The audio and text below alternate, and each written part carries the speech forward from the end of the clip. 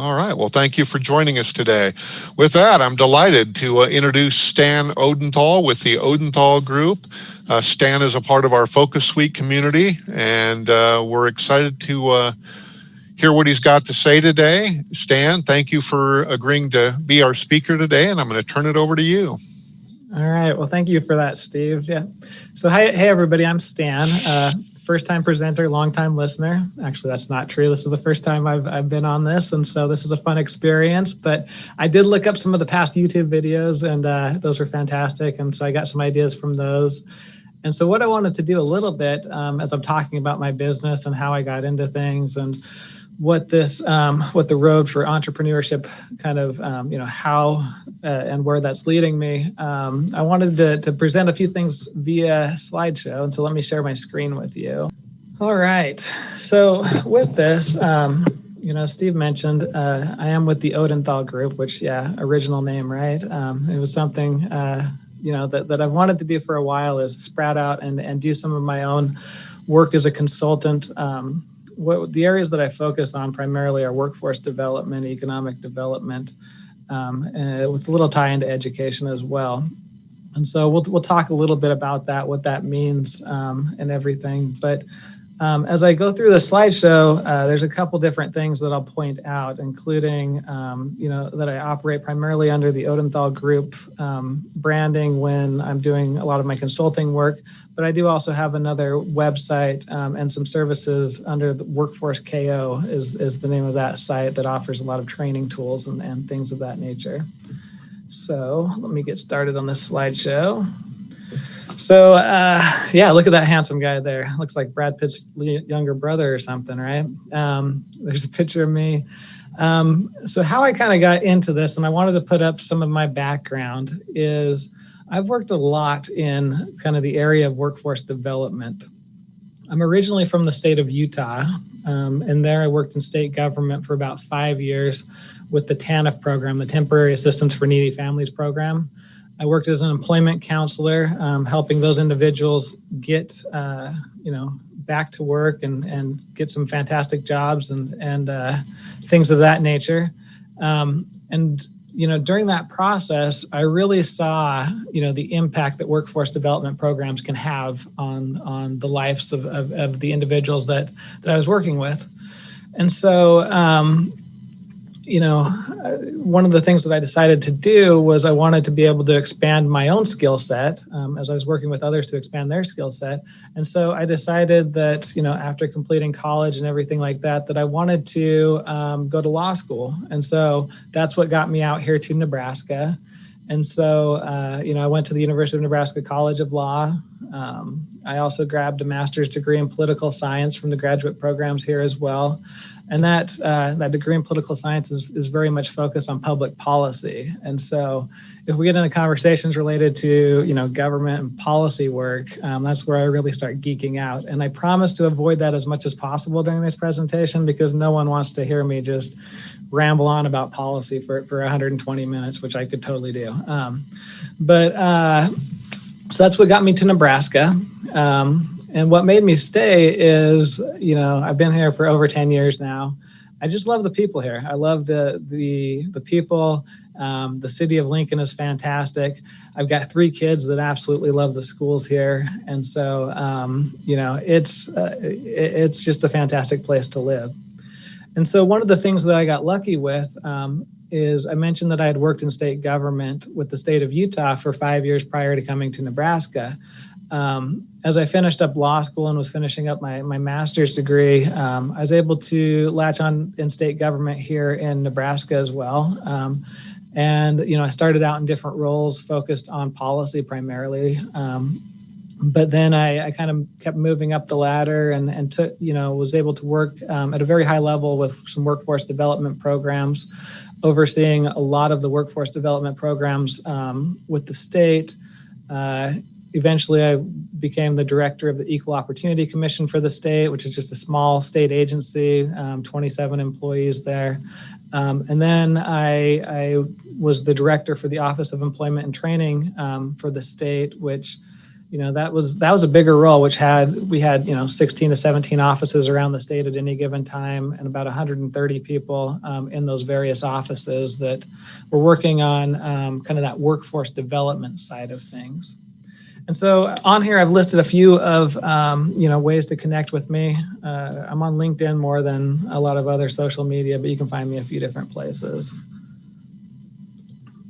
And so my pathway to where I'm at right now. So one of the things that makes me enjoy what I do is the fact that as a youngster, I never knew what I wanted to be when I grew up, and that might also explain why I've grabbed all of these random degrees and things like that. But I just love learning, and so. But I also love helping other people figure out what their true potential is as well. And so, as a kid in high school, when that guidance counselor was asking me, what I wanted to be, I had no clue. All of my friends seemed to have a clue, but I didn't know, and good for my friends. They all seemed to go on to be whatever they wanted to be. But I just knew that there were some basic priorities in my life that I needed to make sure that I, ensured happened for me. And one of those is kind of impacting other people and helping other people. And so one of the quotes that is, absolutely my favorite quote of all time, it's a Jackie Robinson quote. And I put it on the side of the screen. I grabbed a couple little Pinterest quote things here. But Jackie Robinson, a life is not important except the impact it has on other lives. And so every career decision that I've made has been related to that. And that's where workforce development and education and training and all of that come into play, is if you're able to help someone get the right skill set that they need to get a better job, you can sometimes affect generations that way. And you can help, that person be able to sustain themselves financially. Oftentimes that leads to, a spouse being in a better position, kids sometimes being in a better position. It just makes you feel good at the end of the day. And so that's why I've always really, really liked this line of work. And so I mentioned here prioritizing what is important in my life. And so I've been lucky enough to have some really cool jobs in the past. And as I was exiting from the state of Nebraska and looking for opportunities of what to do next, in my mind, I had several different ideas about, starting various businesses and nonprofits, and I'm working on getting, a nonprofit up and going as well. But with this business on consulting, I knew that there were opportunities for me to kind of put my own life in a better position than it was previously. And that meant prioritizing some very important things in my life. That meant making sure that I had the right amount of time with my kids and my family. Looking for opportunities that I could continue to travel. I'm one of those people that loves to travel. I lived in the Dominican Republic for 2 years after high school. And one of my goals is to get my kids to all 50 states before they graduate from high school. And, we're in the high 30s, I think, at this point, but we're not quite there yet. And I'm working on making that happen. I've mentioned here that I love learning. I want to make sure that whatever I get into, there's that learning component where, as things change, it gives me the opportunity to grasp onto new concepts and help other people learn as well. I love feeling good about what I do when I go home at night. Again, that's why workforce development, education training, that has always called to me, is that ability to know that, you're doing some good in the world. And then these last two things, TV and movies, as well as running and a little bit of tennis. So with that, we all have to have our downtime. We all have to have those amazing things that make us feel good. And so whatever I did, I wanted to make sure that I was, having the right amount of time where, every Friday night and Saturday night, I can have movie night with my kids, and we can watch every single movie from the 80s and 90s. And my kids, get to know that, I get to feel that nostalgia. My kids get to, catch up on their movie knowledge and all that fun stuff. And then, I over there on the right side of the screen, I have another quote, and it's never too late to be what you might have been. And so as I've gotten more mature in my career, I've realized that there's a lot of things that I've kind of pushed aside time-wise that I should have been paying a little bit more attention on. And part of that is like the health side of things. Working in an office for 15 straight years or whatever takes a toll on you if you start feeling that you're, too old or too tired to get involved in some of the athletic things that you like doing in the past. And so over the last couple of years, I've really, upped the focus on my own health and, trying to get into running. I'm not great, but I do it, and getting back into playing a little bit of tennis with my kids and things like that. And so, it's baby steps, but in reality, age is just a number, and life is meant to be enjoyed, and health is a big component of it as well. And so, as I was going into what I wanted to do with launching this business, I knew that I had to have those priorities in order. And it's simple enough to say, oh, I don't have time to watch movies like I enjoy. I don't have time to do this or that. But it's all about prioritizing and figuring out what is right for you. And there's 24 hours in a day, and sometimes that means that you may see me take off from work here at 3 o'clock to go pick up my kids from school, but then you may not see me come back at like 8 or 9 o'clock and, work till midnight. And so you figure out how to get those hours in, and you figure out, what needs to happen. And so my business strategy was thinking about areas or opportunities where I didn't have enough team power to accomplish what I really wanted to accomplish in previous jobs. So I mentioned, running the workforce development side of things for the state, running a lot of those programs, some of the equal opportunity programs. So I started thinking, where can I really help? And it was those opportunities where, I saw that there was a need, but we just didn't have the capacity at the staff level, at the state or the local areas to make some things happen that I really wanted to make happen. And so as a consultant, that's what I try to do. I try to help states as well as some local subdivisions of those states really make some cool things happen with workforce development and economic development. So this next slide talks about the dual branding. So with the Odenthal Group, that's my consulting side of things. I do a lot of strategic planning now. That wasn't my original intent, but I'm having a great time doing it. And it's been fun to establish some kind of living, breathing framework for organizations to take forward and make some things happen and then celebrate those successes as they make those things happen. As part of that, I'm developing some customized training programs, doing some administrative and board outsourcing for workforce development boards. And I'll talk a little bit about what those are on the next couple slides. Some program and system evaluation and monitoring, and then just random ad hoc reports and white papers on various subjects. And that's where it gets into that learning side of things, where I love learning new things. I love researching new things. And so those opportunities to develop reports for other organizations and research things out has been fun. And then on the workforce KO side, that's that area where I'm developing some on-demand training courses for these entities that I'm working with.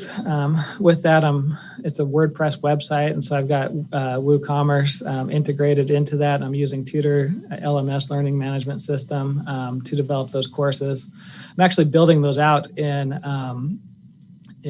with Google, with their Google Classroom platform first, and then dropping it into Tutor LMS.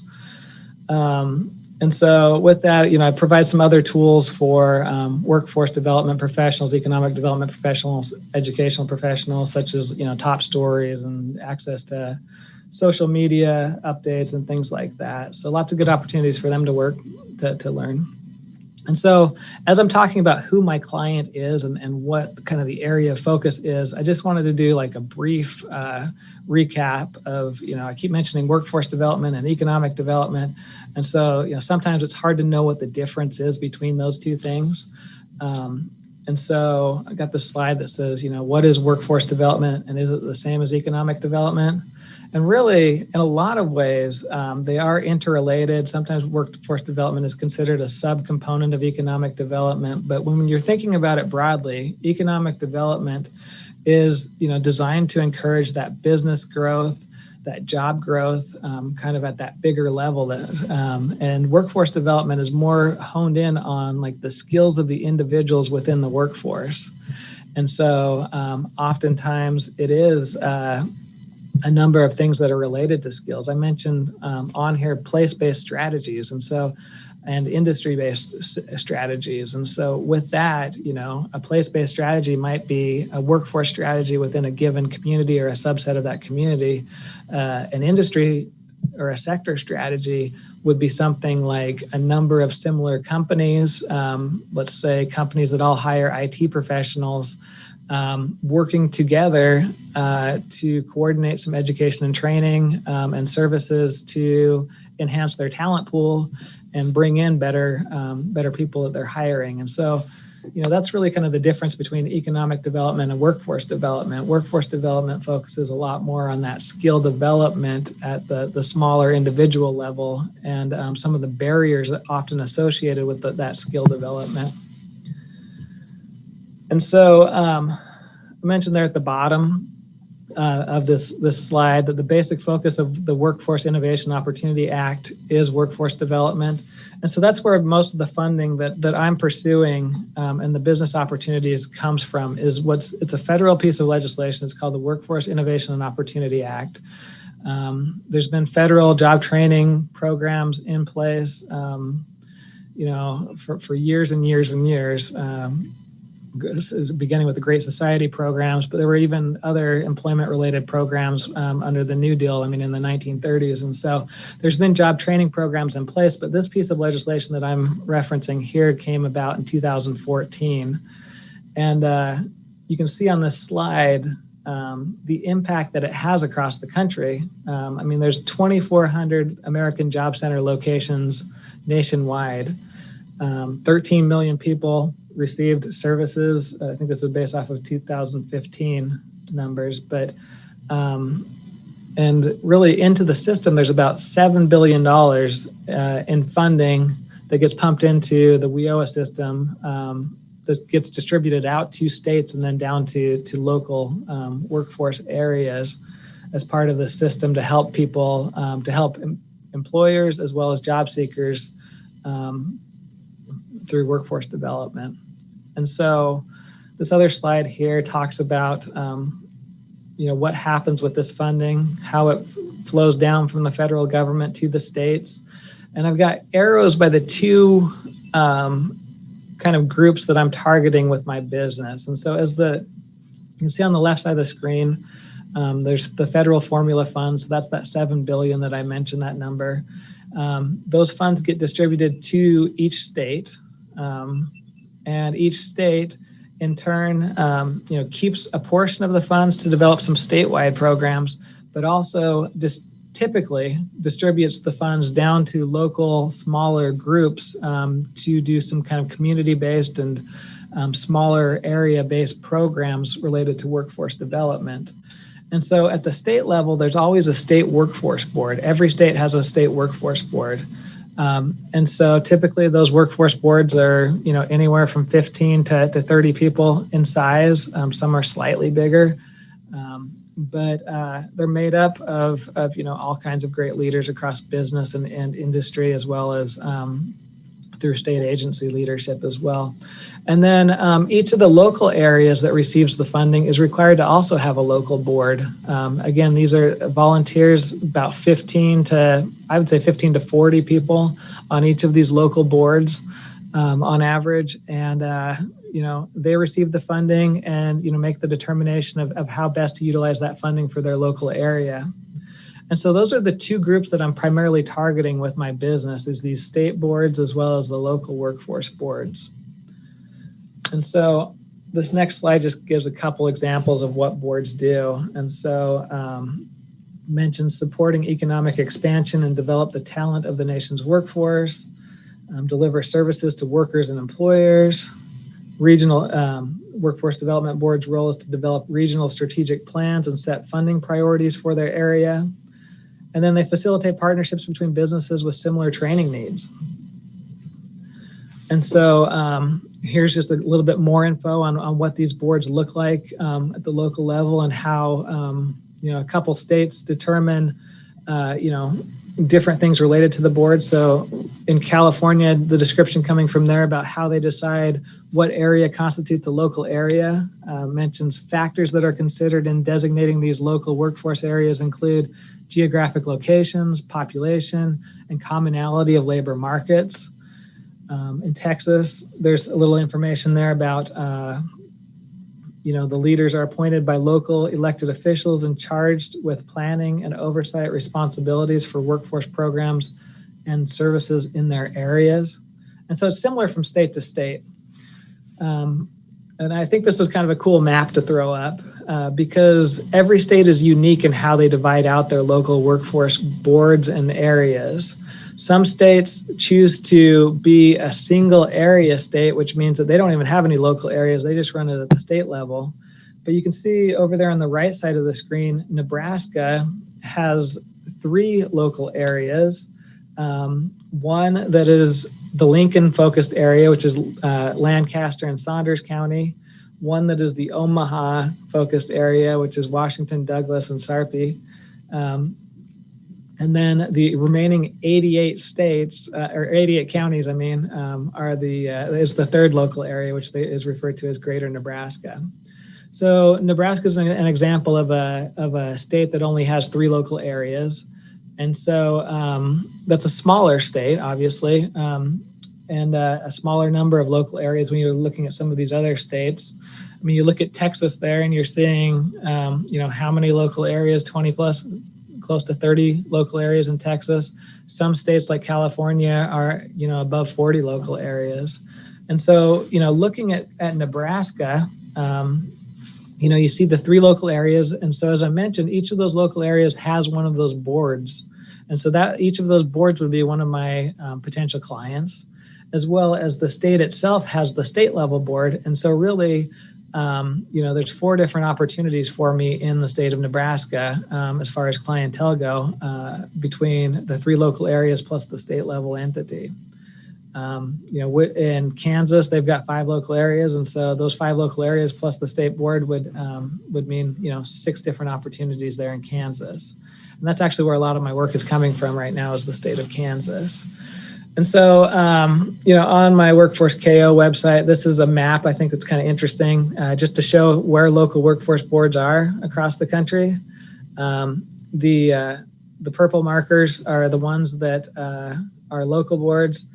Yellow is a state level board. And then the orangish ones, I guess that's orange, are the states that decided not to have local areas and run things kind of as a whole with the state. And so states like Utah, Idaho, Wyoming, Montana seems like a very popular format for a lot of the intermountain states run things that way. But as I mentioned before, these boards are made up primarily of business representatives from the communities. There's also some workforce representatives. So by that, I mean apprenticeship, labor, training, things like that. So there's representatives of those fields. And then other representatives, including the workforce development programs that are in place by the government, such as vocational rehabilitation, the WIOA Title I programs, things like Wagner-Pizer, if you've heard of that. Are also on these boards as well. And so it's a mix of people. They're all volunteers on these boards, which makes their job relatively difficult. And that's where I feel like my expertise can come in, is as you've got these volunteer boards trying to figure out how best to utilize their money for workforce development, how best to meet the requirements of the federal laws and regulations associated with this, and how to really have that impact in their communities. Oftentimes they're stretched thin between their normal jobs, volunteering for this board and trying to make things happen. And so that's where, I offer a lot of different services with strategic planning, with professional development, with helping out not only the board members, but also the senior management teams of those organizations that are full-time employees, the service providers that are the ones that are sitting across from the individual that they're trying to help skill up, as well as some of the other individuals within those organizations, I mentioned one-stop operator. That's kind of a collaborator position that helps bring these workforce development groups together. And so those, so I'm focused on not only the workforce boards, but also kind of those full-time employees of the workforce boards that are also in need of a little bit of help, because as everybody knows, federal laws and regulations can get complicated at times, and just having the right amount of, team power to make things happen is sometimes tough. And so, so my business model is, that specialization of services for those workforce development boards, as well as those other full-time employees that I mentioned.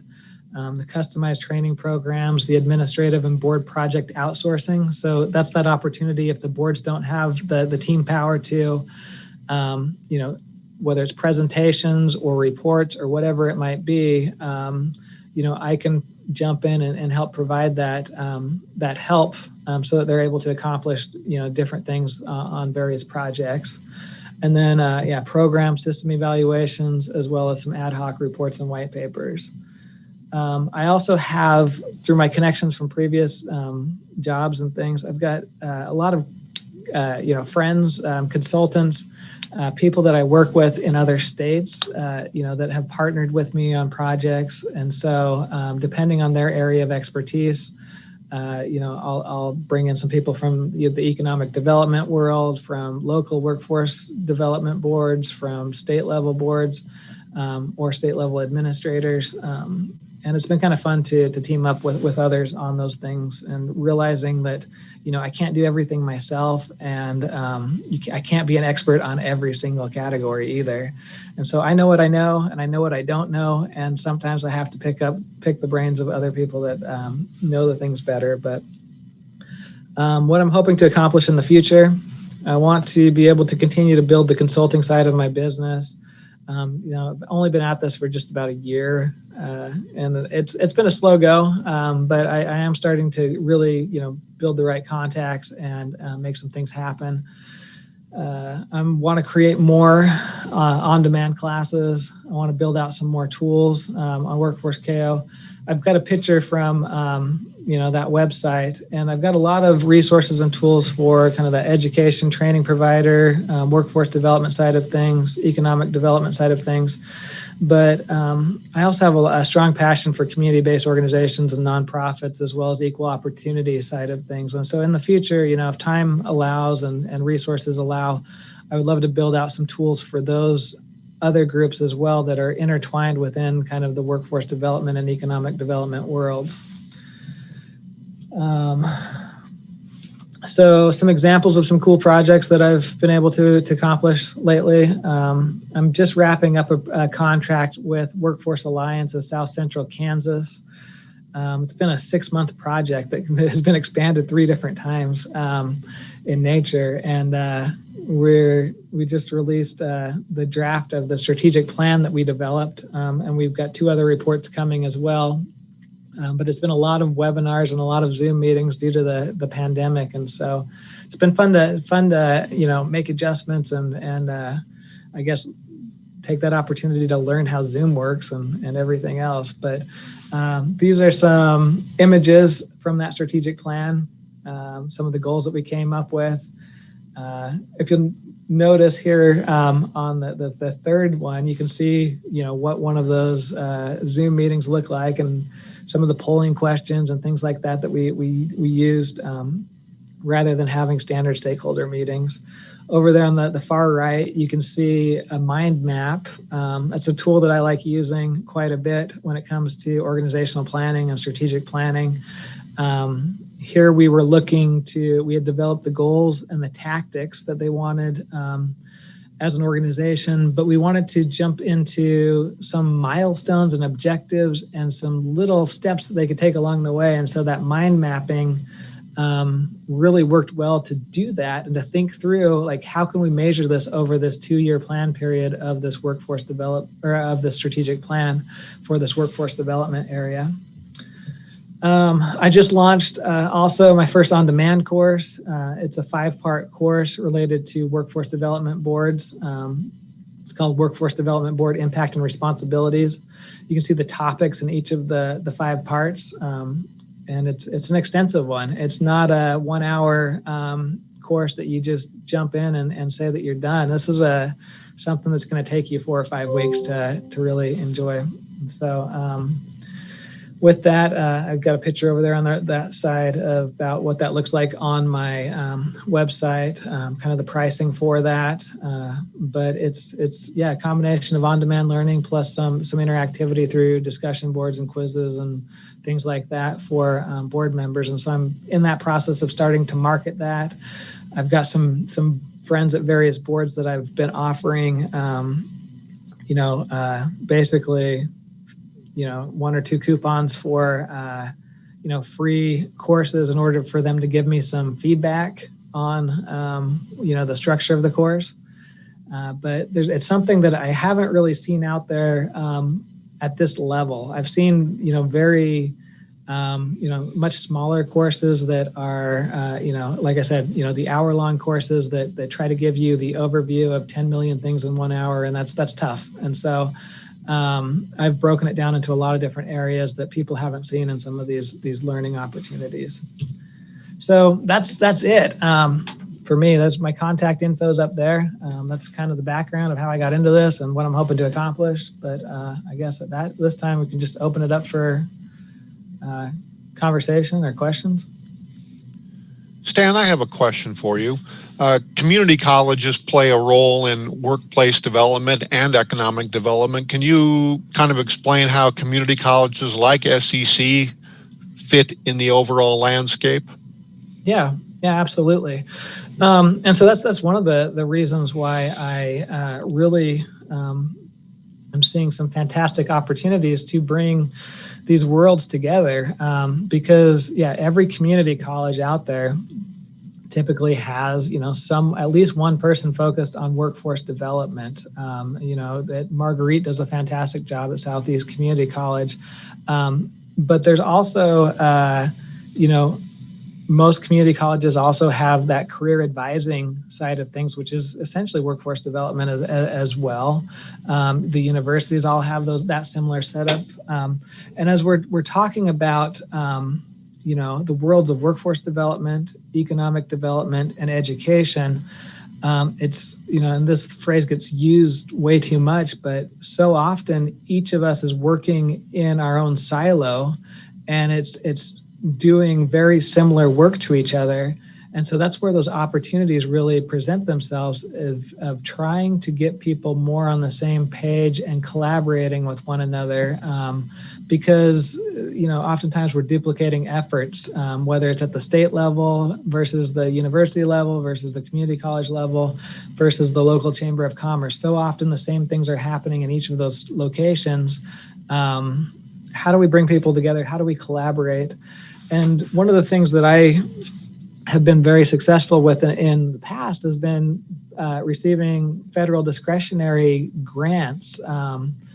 And so with that, during my tenure with the state of Nebraska, I was able to bring in about $23 million in just kind of money that was not earmarked to the state, that was just out there kind of as a competitive process. You could go after that type of funding. And so what ends up happening typically is, as community colleges focus on whatever they're doing themselves, and the local chamber focuses on what they're doing themselves, and the local workforce board focuses on themselves, they may go after those types of grants individually and not be able to really show a need because they haven't talked to their partners. They haven't really seen, the other entities, the other organizations within their community or within their state that also have a need. And so as they're presenting that request for funding to the federal government or to national foundations, that request is very weak and it's unlikely to get funded because there's not that collaboration there, and there's not that coordination, and there's not, most importantly, the show of a need. And so that's where I see a lot of opportunities of trying to build bridges between all of these groups. And it was a struggle, running the state workforce side of things.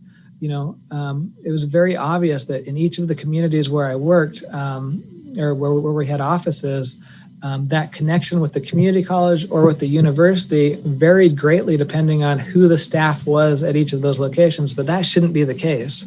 There should be great collaboration in every community between those organizations. And so that's really what I want to push forward. Okay. Other questions for Stan?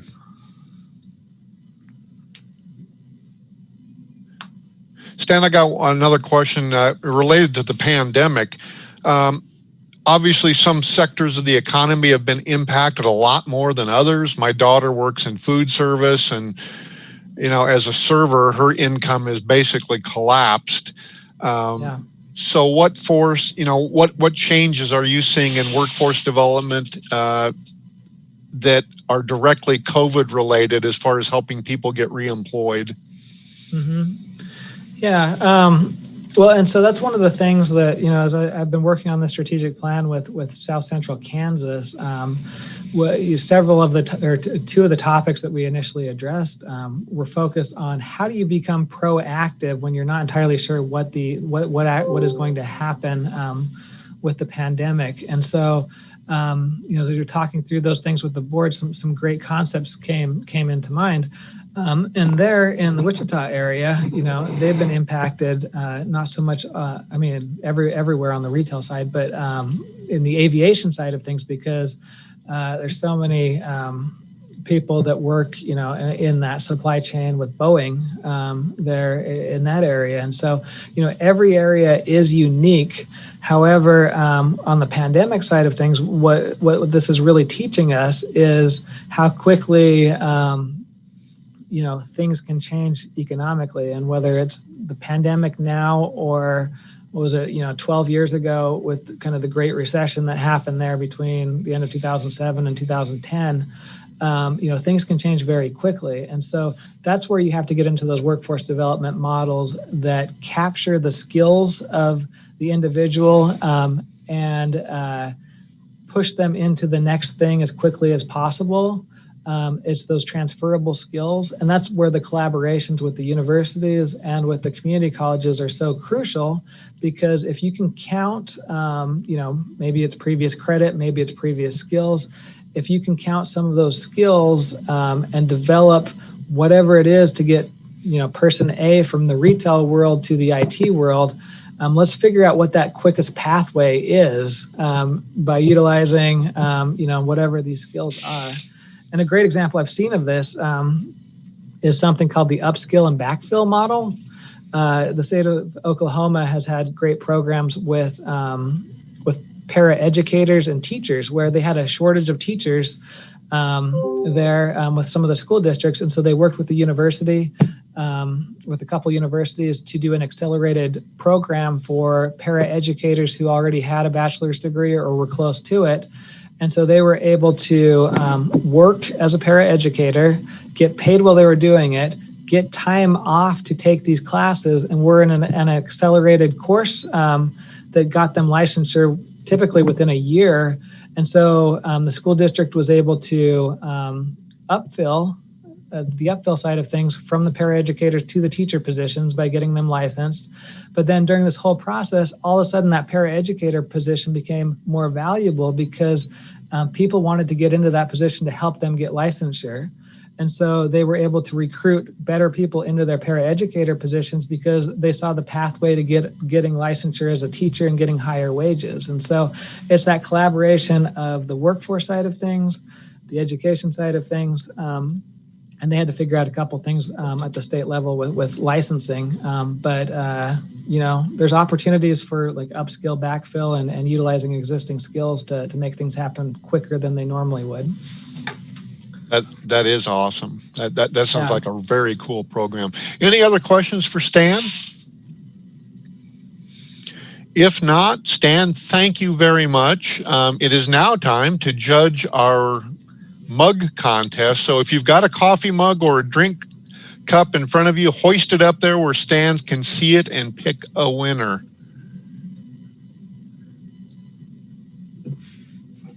Anybody? Where's all the mugs?